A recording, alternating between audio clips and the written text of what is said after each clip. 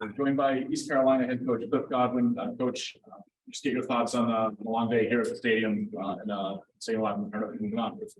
I just thought our guys showed a lot of resiliency. We talked about in 2021 before we played, where we won the first two games at South Florida, lost the next two. We were the 1 seed. Played Memphis in game one. They were 8 seed. They beat us 11-1.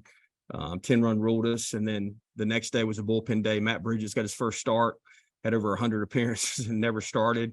And we got up 11-1, and we finished up winning 13-9. So we just talked about whatever it took today to win. I thought Root gave us a quality start before the rain delay. I thought Danny Bill was outstanding. I thought Carter Spivey was outstanding. I thought Trey Yesavage was unbelievable coming in, and he felt great. Today was his bullpen day, and talked to Coach Knight before and said, hey, make sure he feels great. If he feels good, we're not pitching him, but if he feels great. And his stuff was electric. I mean, that's big league stuff.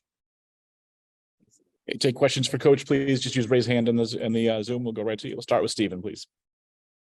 Coach, just the decision to go to Trey there. We hoping Carter could maybe get through the clean inning, and then it looks like he didn't forget how to be a reliever. Yeah, we were hoping that Spivey could get through it, but we didn't make a play behind him, and then we walked the guy, 3-2, and Spivey's out there, he's gutting it out. He still wanted to be out there, but knew Trey was fresh and Spivey had done his job, and Trey's got strikeout stuff, and I think he punched out the side, so that was pretty special. Next one from Patrick Mason, please. What has allowed Danny Beal to be as close to automatic as he's been in the past few weeks here for you guys?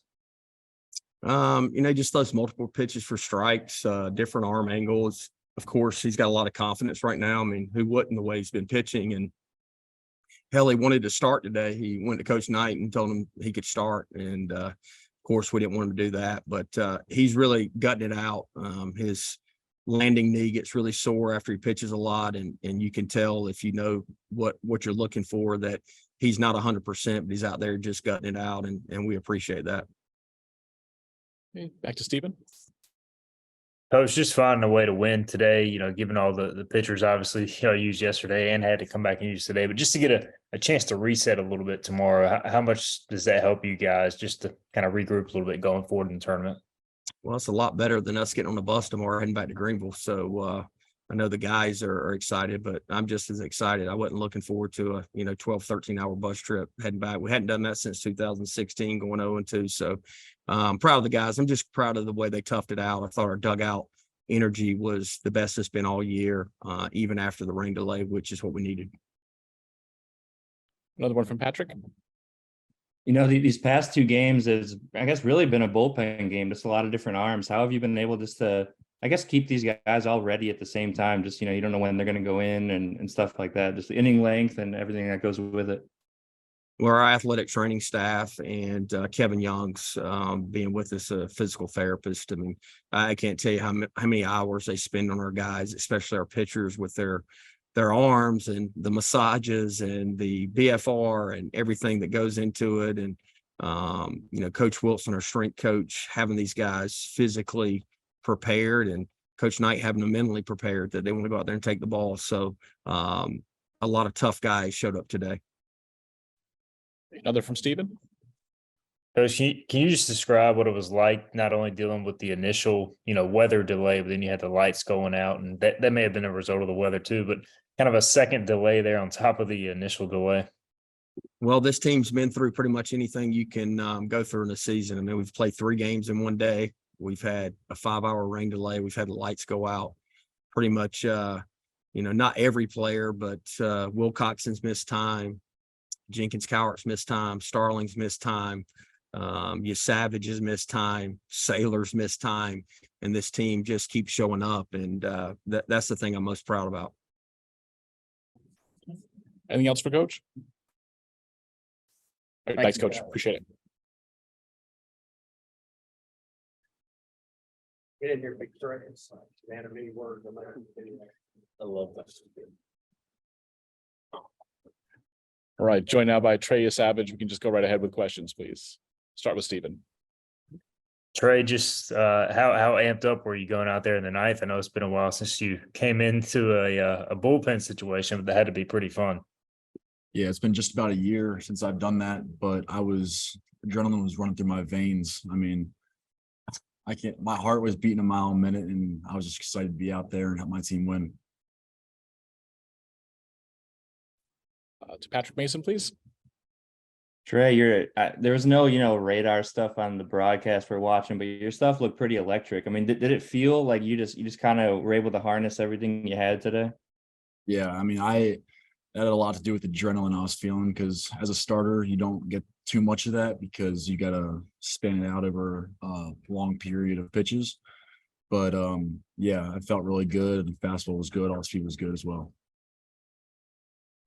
Back to Steven. Trey, what were those conversations like? Obviously, going into the game, you knew you weren't going to start, but that you could, if there was a situation like this, you had to be ready.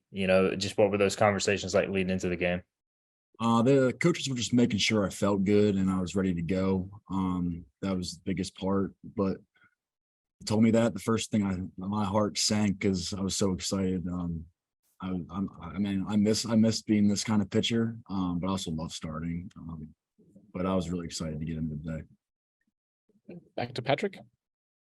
I guess the past few weeks, you skipped a couple turns in the rotation and now you're kind of working back a little bit. So what does this outing do for you? Maybe even confidence wise, or just how you feel, going out there and performing like that? I mean, do you feel like you're kind of back to where you want to be at this point?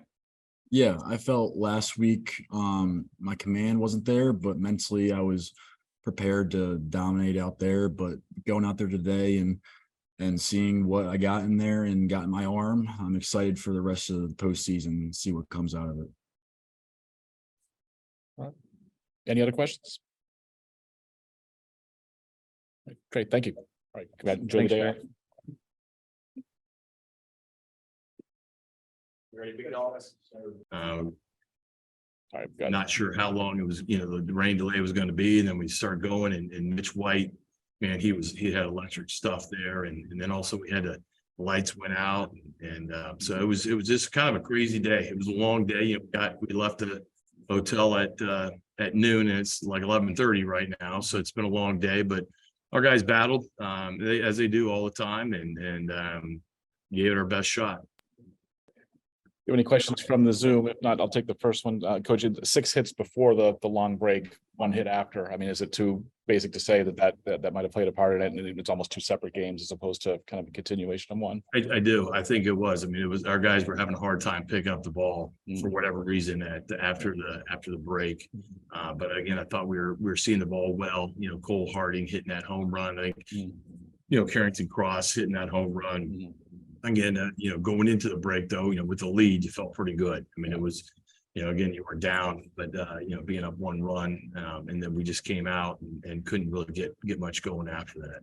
And how much is the mindset there where you hit the grand slam to a big boost and you ride the momentum, and then it's they kind of get a timeout, a defensive timeout on it, right, and a chance to refresh. It is, and again, it wasn't, it was Mother Nature, and you can't control that stuff. And we talked about it, and our guys, I thought, we're ready to come back out. I don't think we were flat. I don't think that. I just whether ECU regrouped during the break or whatever, I don't know. But they changed pitchers, and maybe it was just changing the pitchers that got us going. I don't know, but or didn't get us going. But our guys battled, and again, I'm really proud of the group of guys, the seniors. I just got done talking to them, and again, we went through a lot of hardship this year, and we've grown as a team and as men. So I'm really proud of them. Last one, I'll ask you, just maybe along those lines, in the 9th inning, even though the bat's not finding the ball too much, still get the bases loaded, a 9-pitch at bat that gets a walk, bases loaded. What's your mindset going into there, thinking that at that point in time, it's just next guy up. I thought, the lead off when they didn't make that play, I'm like, okay, that usually sometimes the recipe for a big inning, and so I thought we caught a break there, and then we load the bases. I'm thinking, okay, we got a chance of scoring a couple here and really putting the pressure on them, and it just didn't work out. Our guys were, they went down swinging, so to speak, and it just didn't happen. Anything on the coach? I'm sorry. I'm just seeing if anyone in the group here. Thank you, Coach. Appreciate the time today.